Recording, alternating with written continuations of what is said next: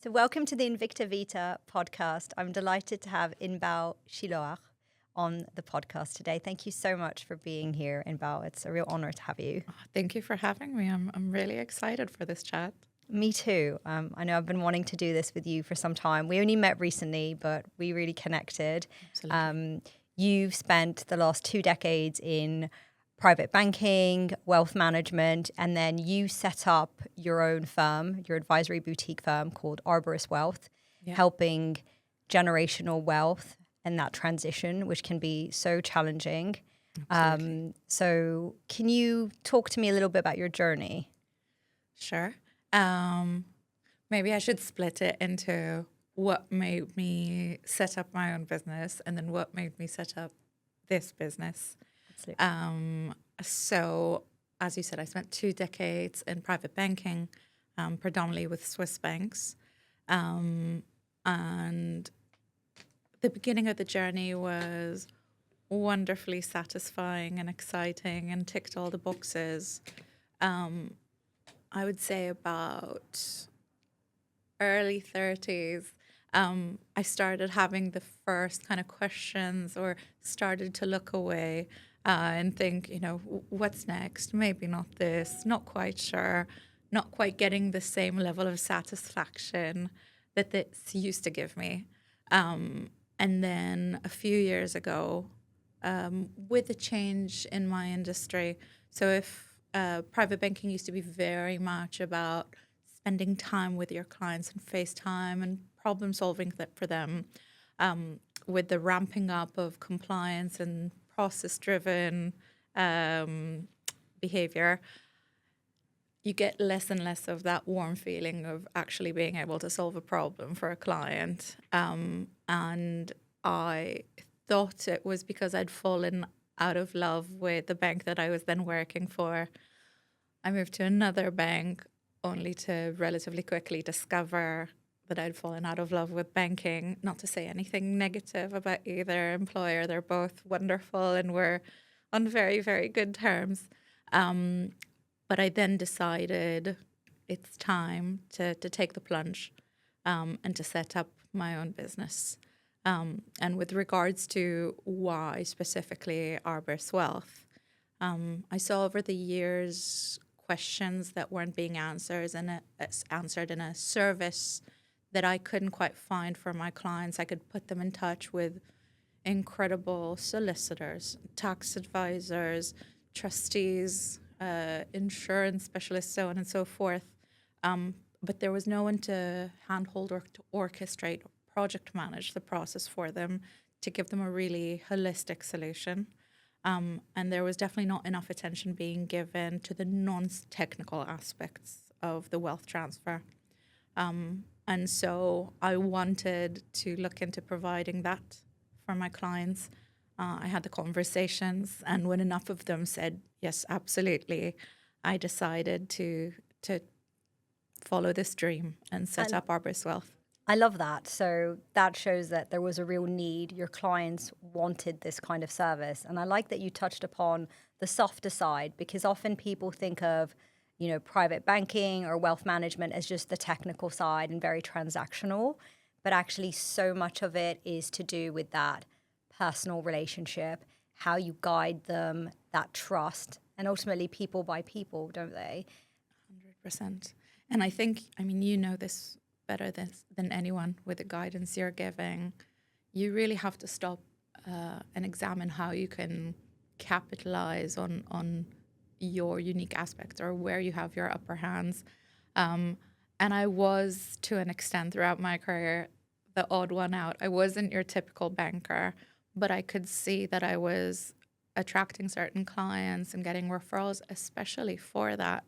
And so when I was heading out of banking, I knew I wanted to set something up that definitely capitalizes on 20 years of knowledge and experience and a network I've created, but that also capitalizes on those unique aspects of my personality. Yeah.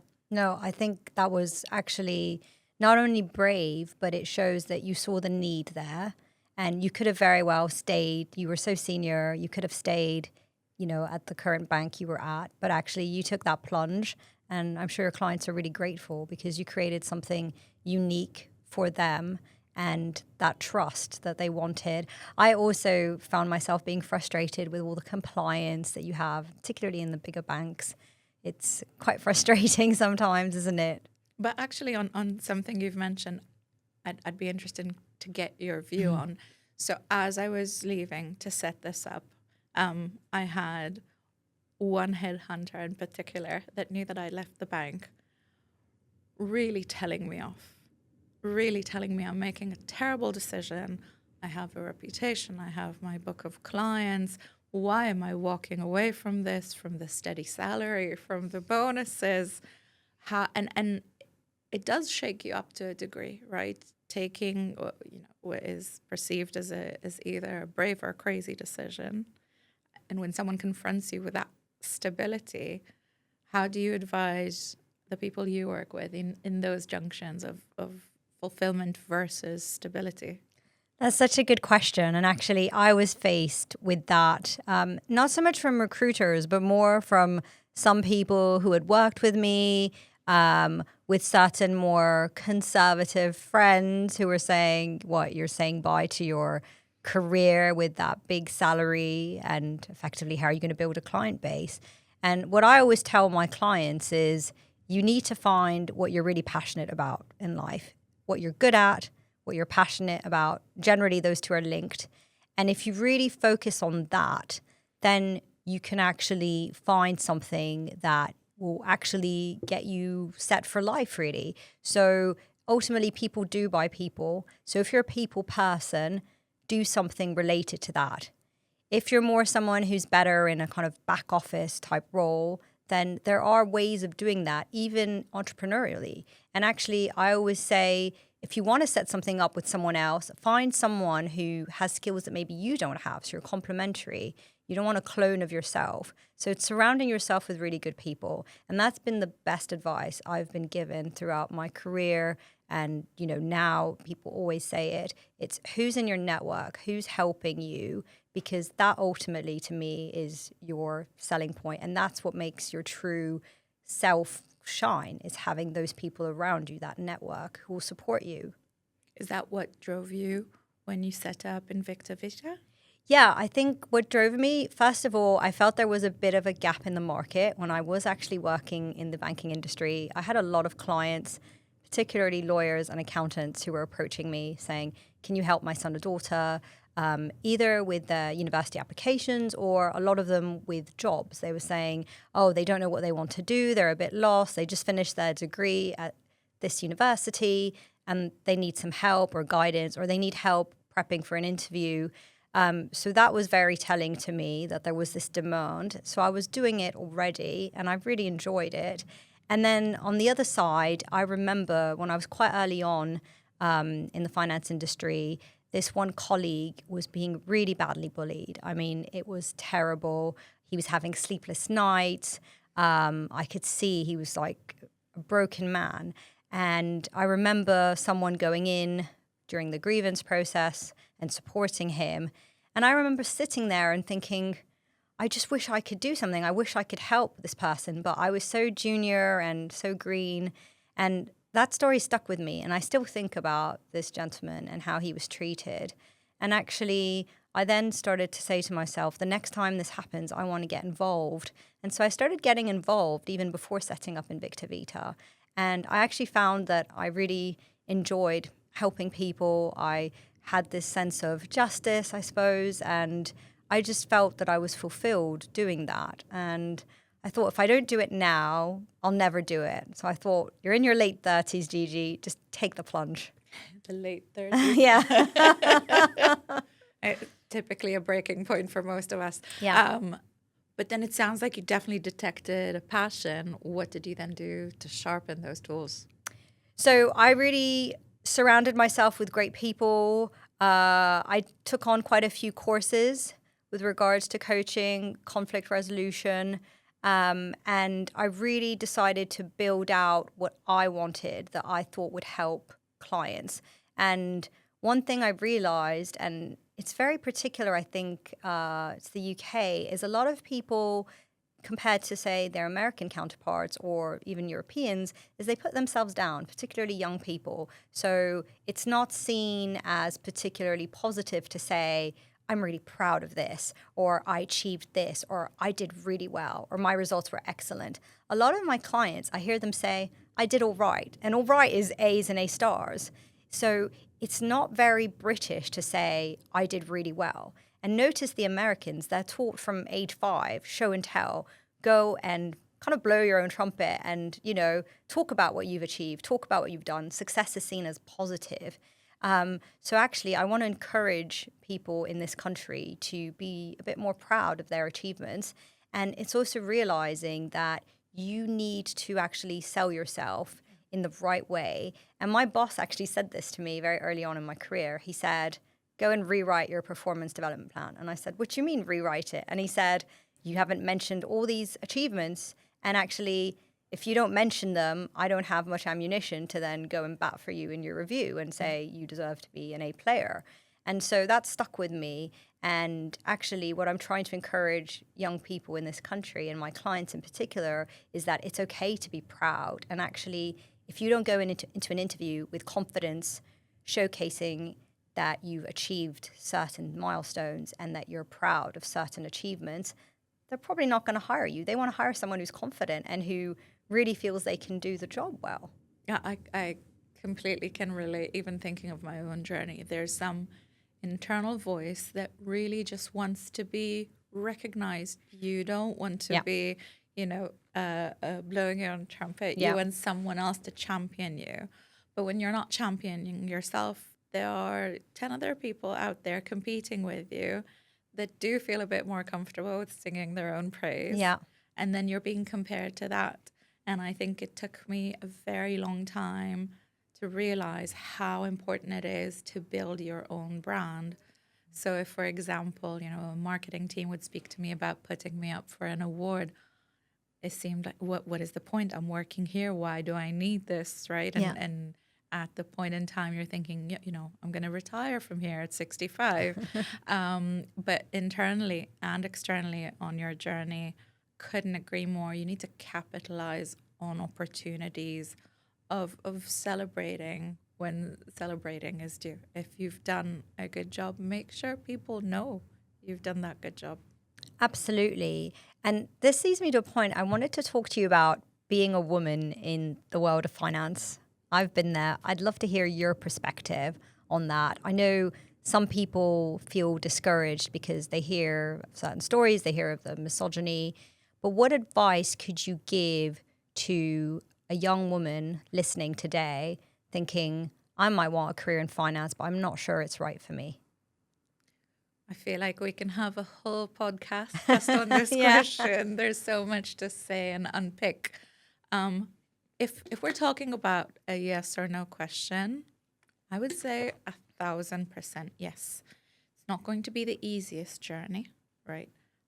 There will be, there can be small frustrations like, why are we doing so many golf and cricket days and not more female relevant events for clients, for example, or certain dynamics, even, the whole drinks after work, let's go watch this game.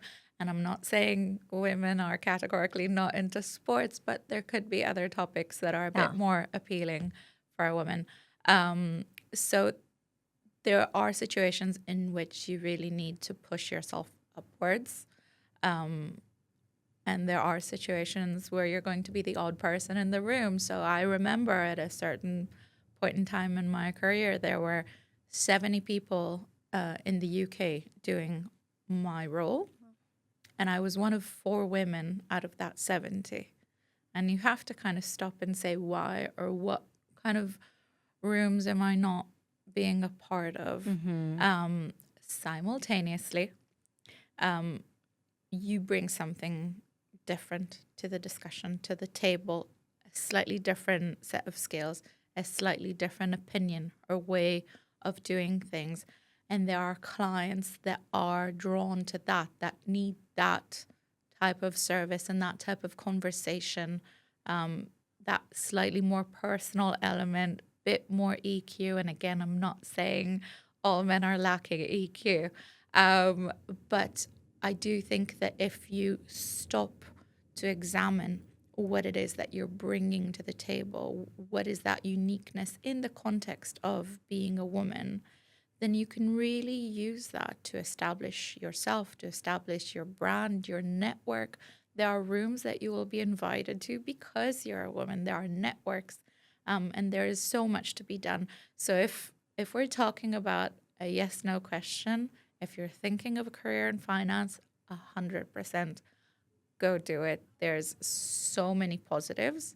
That is not to say there aren't negatives. Yeah, I think that's a really fair view. I think it's be aware of what the challenges are, speak to people who've perhaps been in the industry, get a mentor, someone who actually has lived through it, but don't let the fact that it's so male driven or misogynistic put you off, and actually be that voice for change.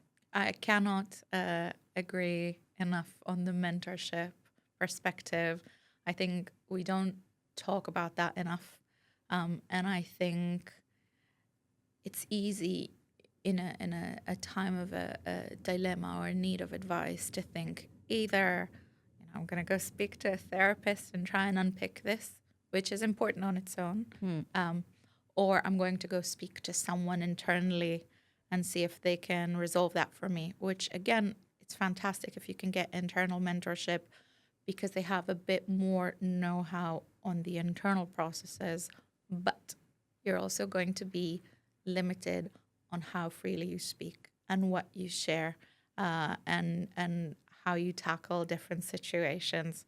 If you're able to find within your network someone to mentor you objectively, someone who has insight in your industry or in the path that you're looking to take, that can give you that practical input, whether it's conflict resolution or if you're looking for a promotion and you're not quite getting it as quickly as you'd like to, getting that input from someone external is invaluable.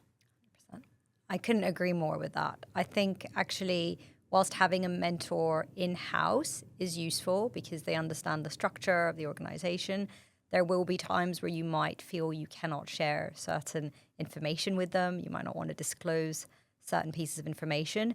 And that's why I always recommend having two mentors. Have someone internally who understands the process, but also have someone externally who's got no stakes in the game, who's completely objective, and who you can really freely share everything with. So I personally feel like I've been blessed in the sense that I have 3 older sisters who all have incredible corporate careers. And so I've managed to get a lot of input on that aspect from them over the years. And they have, as you can imagine, very different approaches as to what's right and what's wrong and how to. But I've also had on my journey professional mentors from either my industry or industries adjacent to my industry. And the input they've given me in the last 20 years has really led me in every crossroad and in every decision. And I look back at my journey and I'm so thankful for those conversations because I think it could have looked very, very different if it wasn't for them. Yeah, and that's great that actually they were able to provide that support. I want to turn to our relationship with money. That can be quite emotional, and I'm sure you see this with some of your clients. What sort of money habits long term do you think make the difference, and how can young people in particular learn to manage their money more effectively? Wow, great question. Money is emotional, right? You say with some of my clients, with all of my clients, every question raised that we think is a financial question actually hides within it a lot of emotional questions. So if we're talking about the transfer of wealth, which is a substantial part of what I do, the question of how much money should I give each child? do I divide it equally?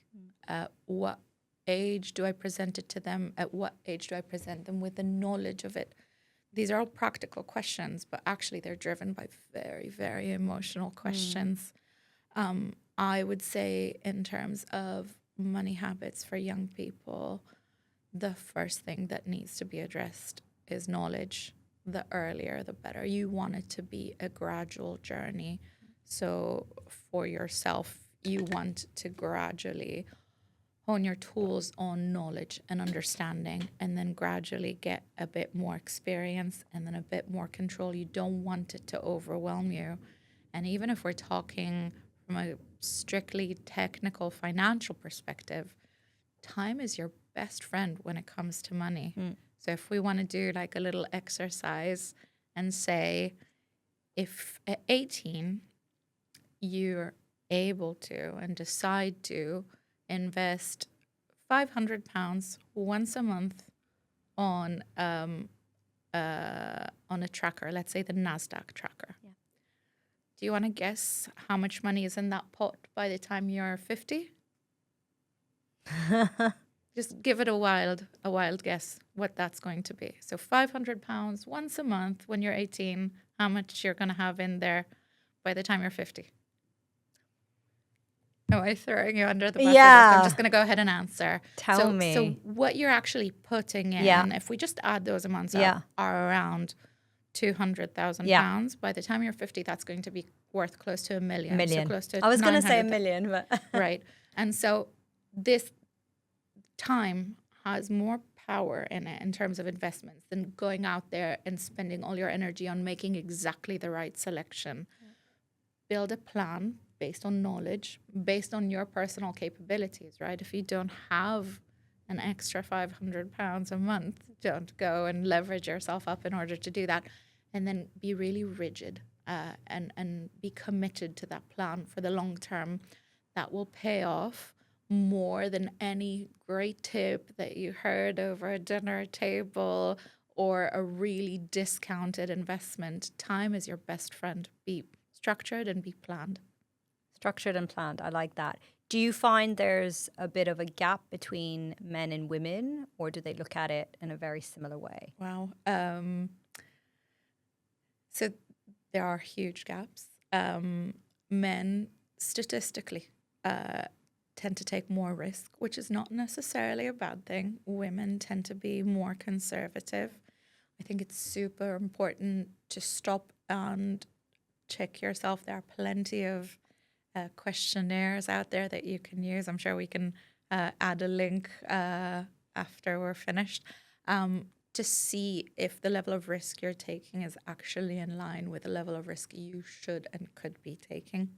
And I think for me, the element in the journey that I found, I don't know if surprising, so I work with the rising generation on financial literacy as part of my work with the families.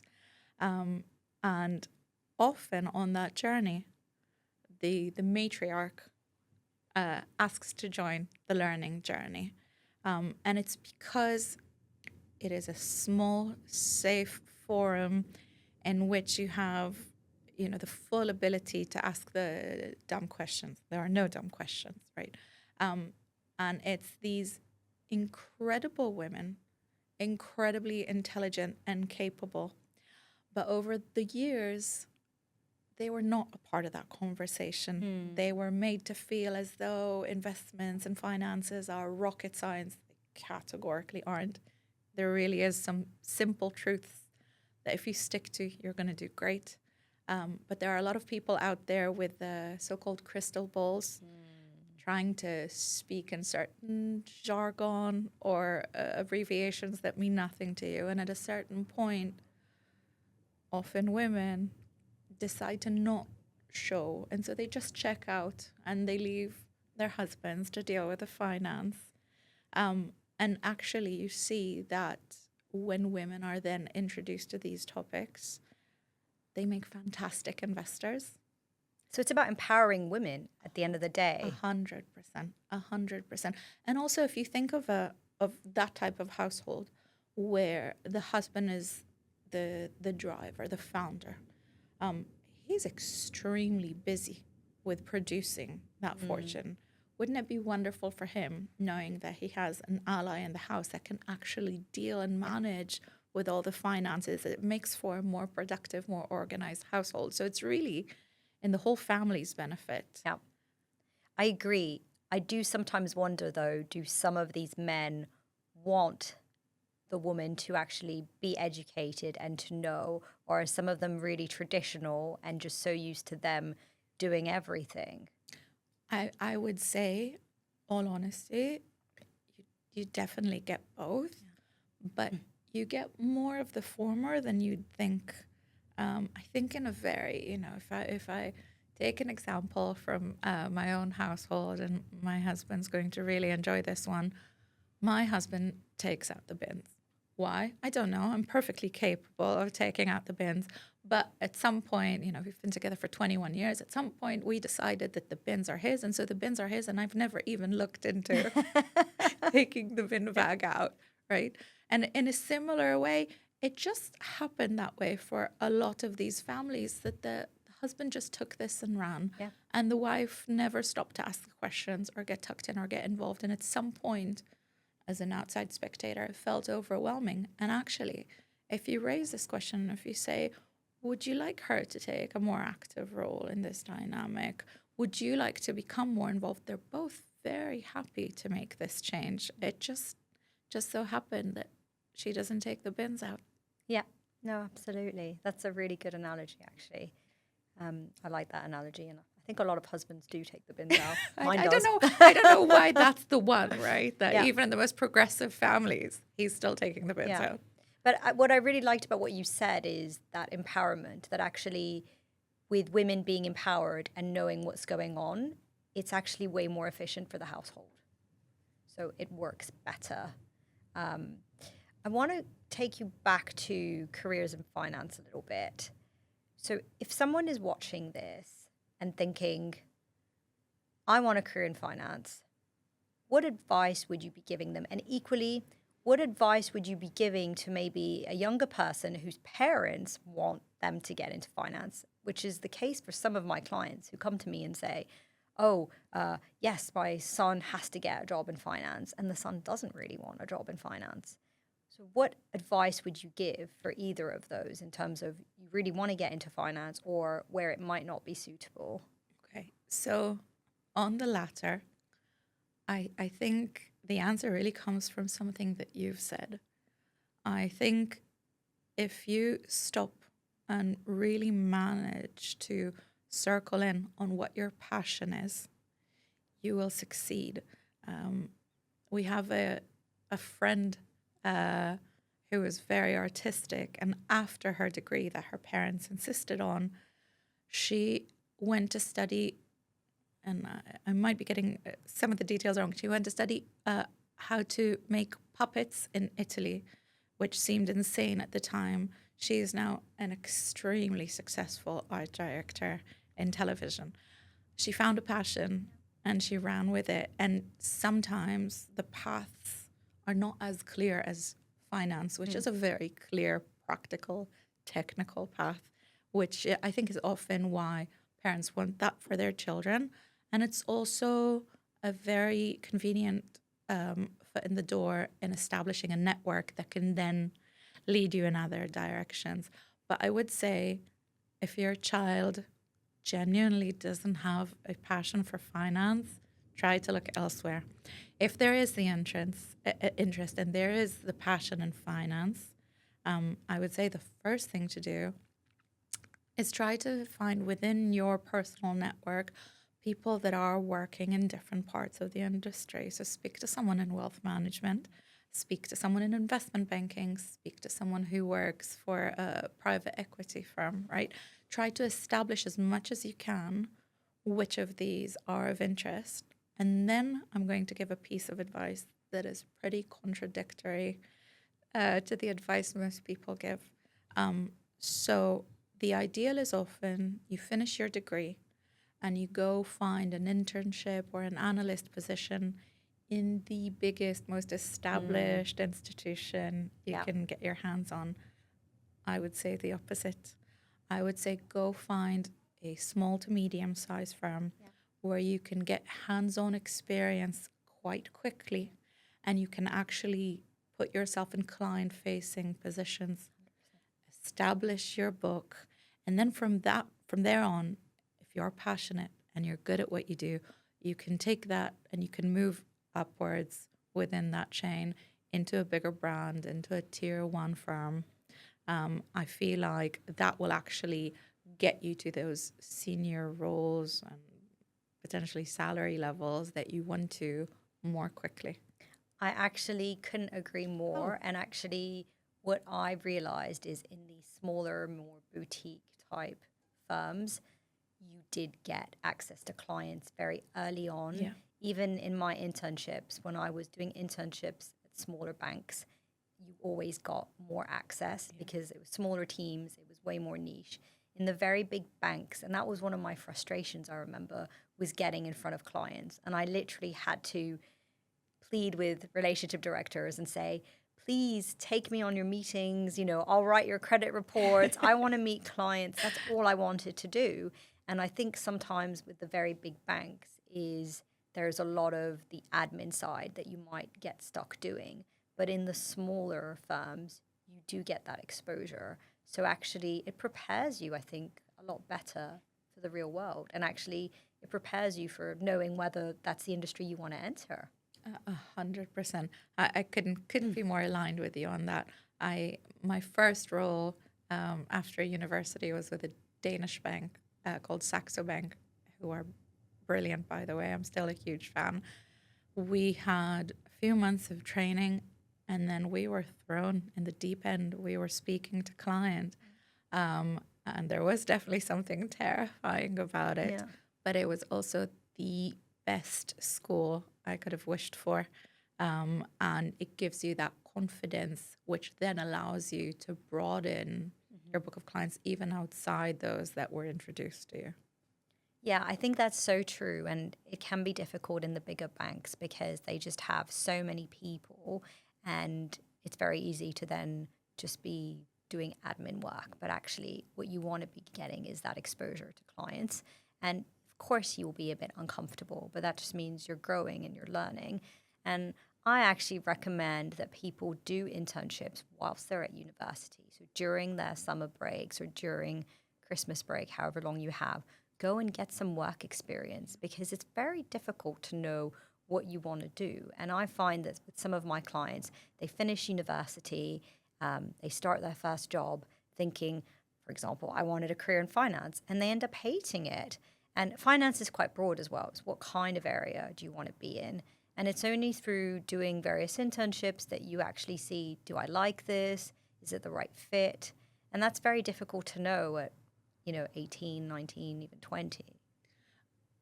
100%. And I would also add, I think all of us feel this enormous pressure at 18 to figure out what we want to do with the rest of our lives. And in actuality, you're choosing what you're doing with that first chapter of your career. You cannot plan for what, turns that path is going to take along the way. So you just need to choose a starting point that is either broad enough if you're unsure or narrow enough if you know what your passion is. Yeah, no, that's very good advice. I think the pressure can be huge. It can come from different directions, a lot of the time from family. And so I think it's actually asking yourself the difficult question, do I actually enjoy this area, this industry? Is this what I want to be doing? And I encourage my clients to really think long and hard about that and think about what skills they have. If we think about what skills do you think you need to be successful in the finance industry or wealth management? If I asked you that question, what are some of the skills that you think are really important? So I can only speak about my personal journey. I would say that as long as you're interested enough and passionate enough, you can almost make of it what you want. So in my role, there were those that were the traders calling in and out, buy this, sell that. There were those that were more the accountants, so perfect reporting and perfect kind of level of service and delivery. My true enjoyment was getting a bit deeper with the client, having those personal conversations, helping them outside of just what their banking needs are and creating that trust. And so I feel like there are many different paths to capitalize on what your skills are, but you need to first recognize what those are, and you need to understand enough about what you're going to do to see where those fit best. 100%. How do you take a client from having kind of a field of interest, but that's not fully cooked into knowing what that career is going to be? How do you help them develop those directions or ideas? That's a really good question. I actually had a client who told me that she wanted to go into HR. And I didn't actually think that was a very good fit because of her personality. And I think she was looking at HR from very much a learning and development side. But actually, when I broke it down to her and said, in HR, you have to deal with firing people, you have to deal with grievances, with sexual harassment accusations, it can be quite brutal. And she hadn't quite appreciated that. And she ended up doing an internship and she hated it. She absolutely hated it. So I can only tell you so much, but I actually then encourage them to get some work experience. And so what I will do is through my network, try and help them get that work experience and let them see what it's like. And it's not for everyone, but sometimes we have a view of a sector where we think it's learning and development, such as with HR. And that is one element of it. But then there's another side to it of having to have these really difficult conversations. So that's why I encourage people, don't wait until you've finished your degree. Try and get some internships whilst you're still doing your degree. Get that exposure. And sometimes it might not just be the right cultural fit. You know, do you want to work for a big bank? Do you want to work for a small bank? You know, do you want to work somewhere more entrepreneurial or do you want to work somewhere more corporate? You know, are you more of a risk taker or are you more conservative? So it's understanding that and it's getting that exposure early on, because then you're better equipped to actually say, you know what, I'm not going to sign up to this graduate program or I'm not going to start a role here because actually I don't want to do that. And I've had clients pivot and actually say, you know what, I've spent 5 years or 6 years in the finance industry. I don't like it anymore, or I'm feeling burnt out. Yeah.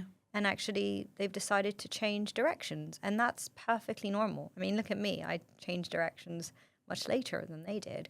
So that's fine. It's actually recognizing that and being honest with yourself. Absolutely. What do you then advise to people that are, let's call it what it is, typically around end of 20s, early 30s, that are feeling a bit lost, feeling about that maybe they've made the wrong decision and they want something to change? What would you advise them to do?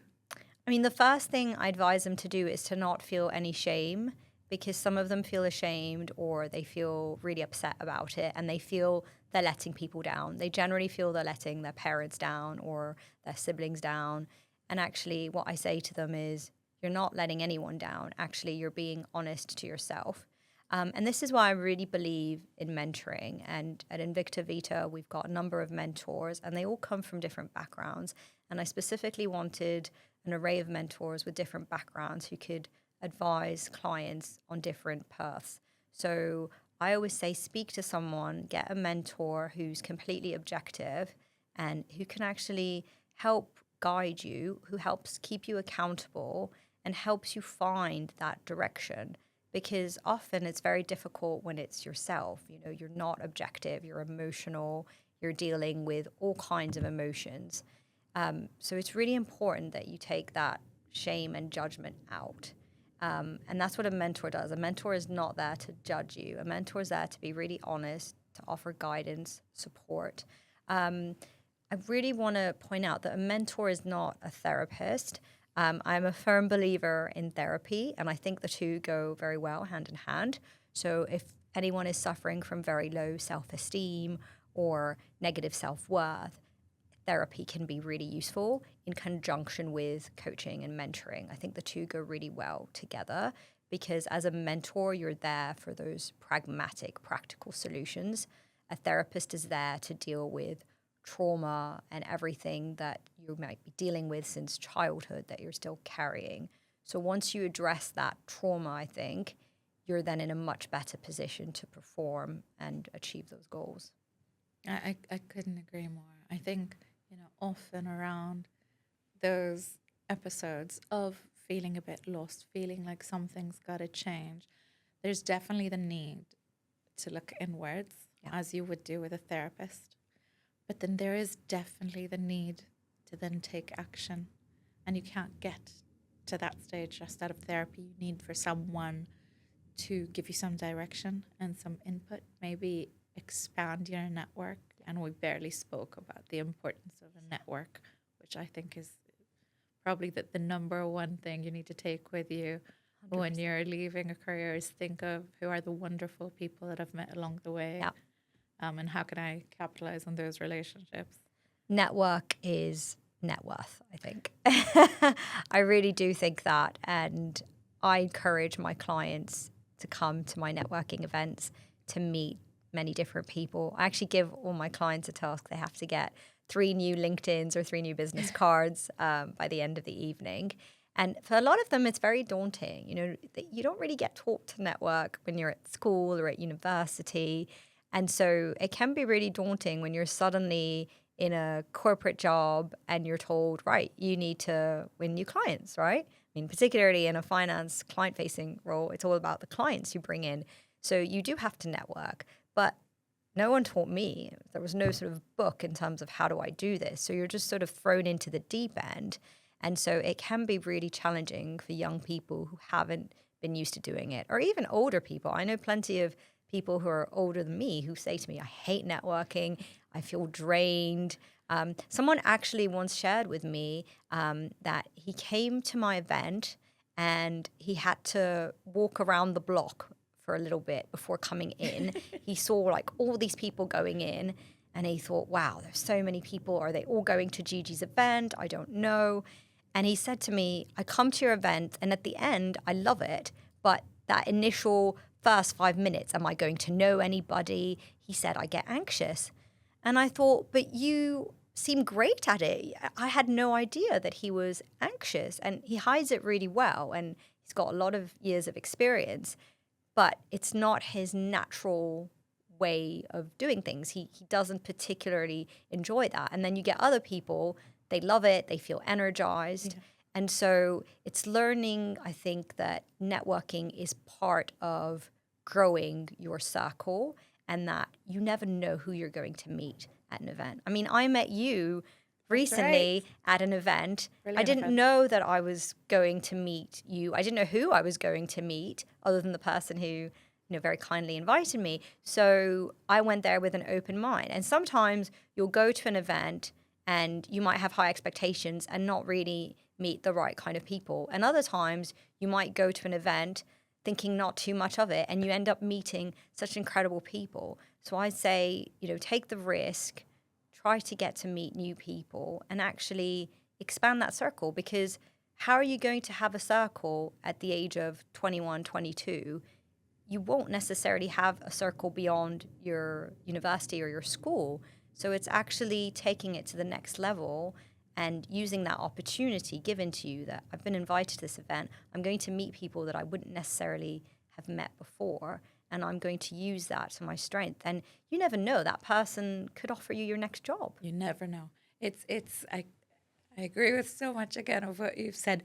You really never know. So when I was setting up my business, I had a few people in mind that I thought would be pivotal for business development.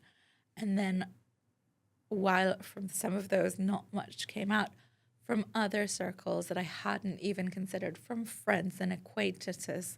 And I think the two, and I categorically was one of those people that found networking completely daunting. And I will say 2 things that really made a big shift. One is once I was in a room networking and the subject was my baby, my company that I founded, the passion in having conversations around that really was so filling, was so much easier than speaking about a subject that I was potentially no longer passionate about. Yeah. And the other thing that I think is so critical to remember, and we spoke about it after we met, when you meet someone new, before you're telling them what it is you're selling, or they tell you what it is you're providing, check that you like them, Yeah. and that they like you. And once you're past that hurdle, it's so much easier because you want to help them and they want to help you, and you want to find a way to collaborate. And so just go into it open-minded and think to yourself, I'm just going to check if I like this person, if we're having a nice chat. And it could be about anything. It doesn't have to straight away take a very technical avenue, because that is unnatural and there is something a bit tacky about that. So just have a nice, natural chat and see where it goes. You're going to be surprised. Absolutely. I mean, at the end of the day, people want to help people that they like. Yeah.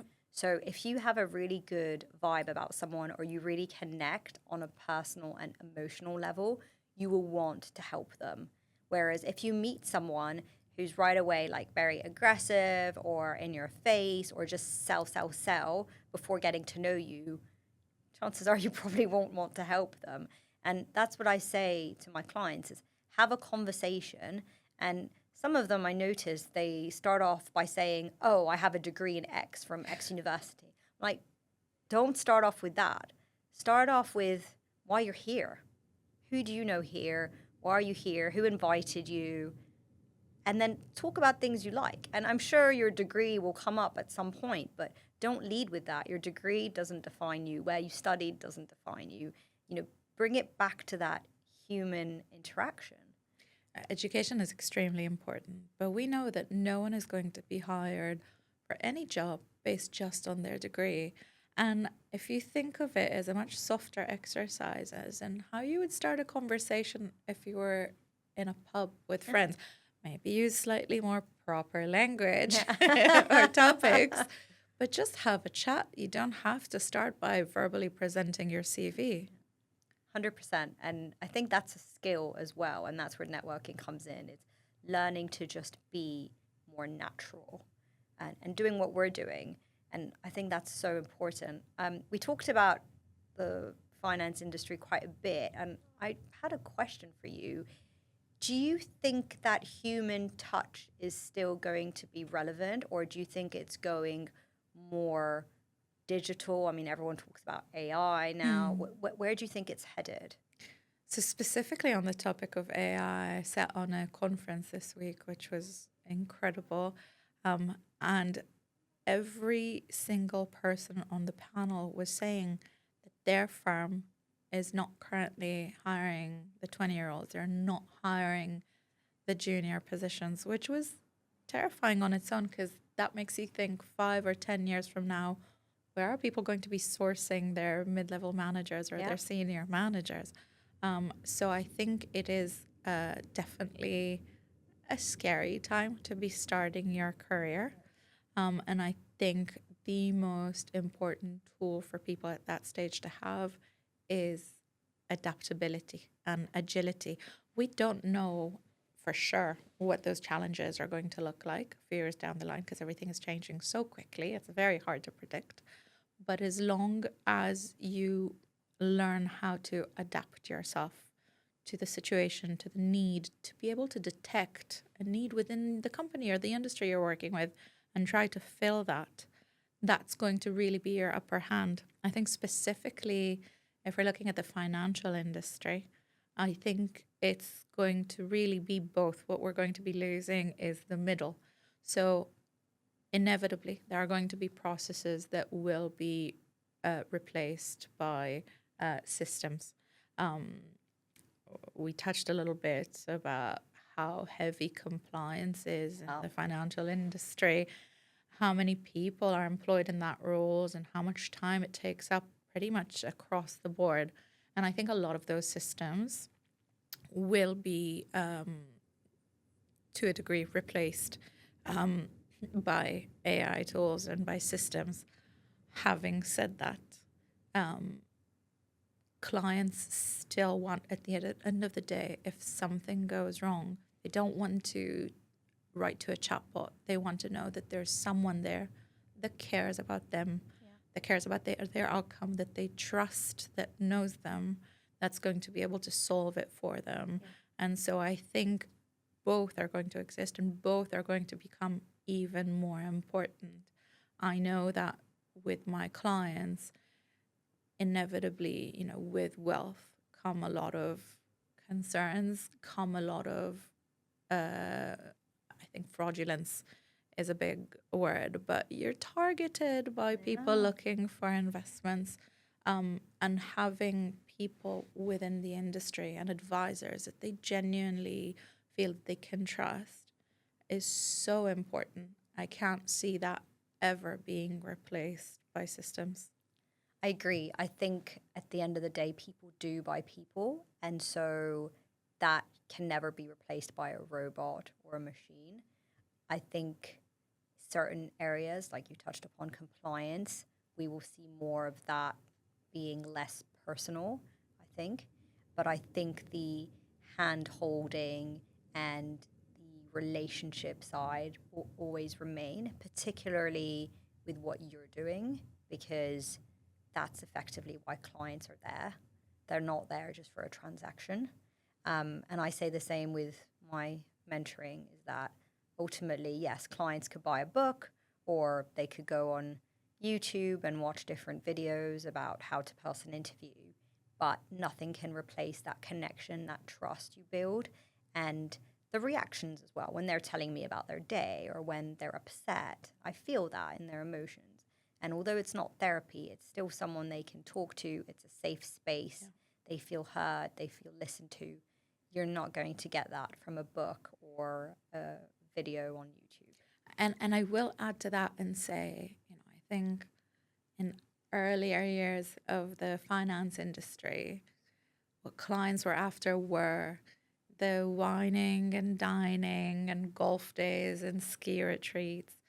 If you look at kind of the rising generation of clients in financial markets, you're realizing that they're looking for something slightly different.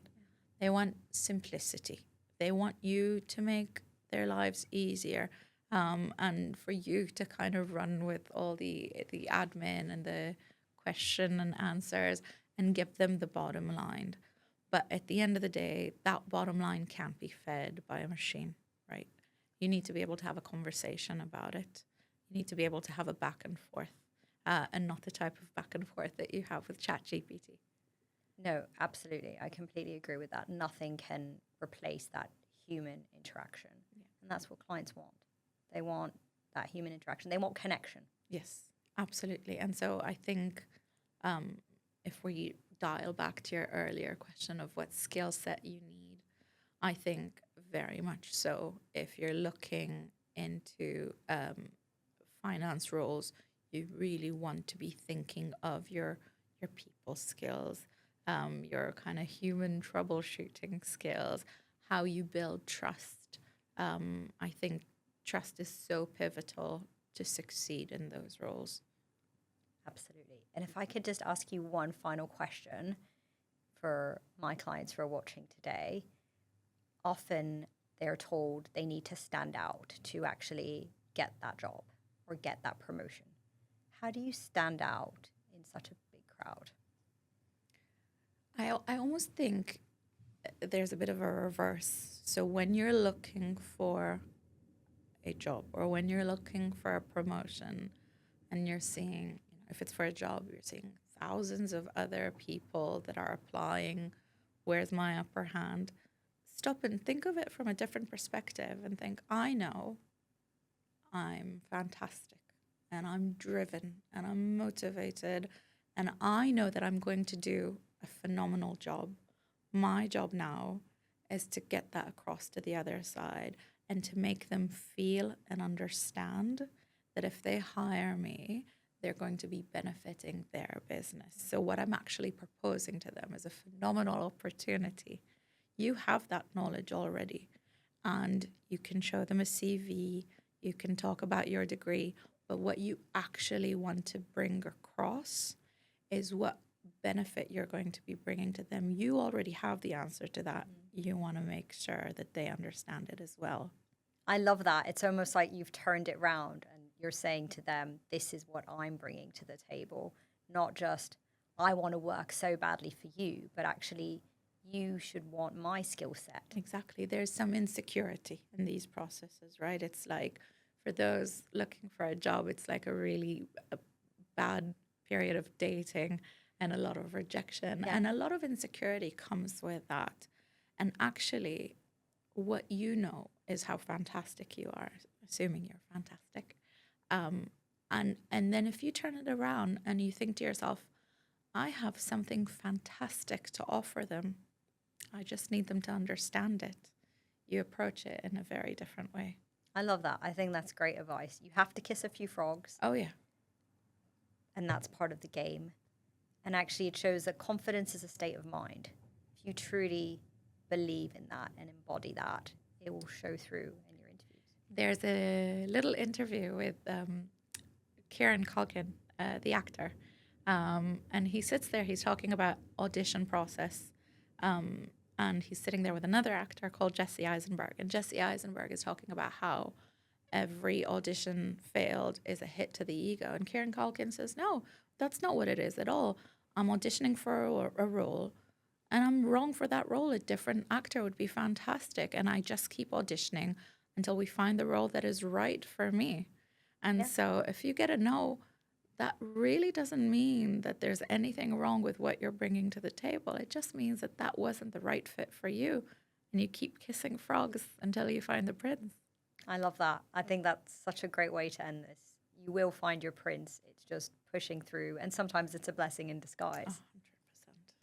100%. Inbal, I've loved having you on today. Thank you so much for sharing your insight, all these different lessons and great tools for the younger generation, but also for people maybe looking for a career pivot or who are feeling a bit lost. I know it's a difficult time, particularly for young people right now, but I just want this to be a message of hope that if you surround yourself with the right people, anything is possible, and take that no as I'm going to push harder and not let it put me down.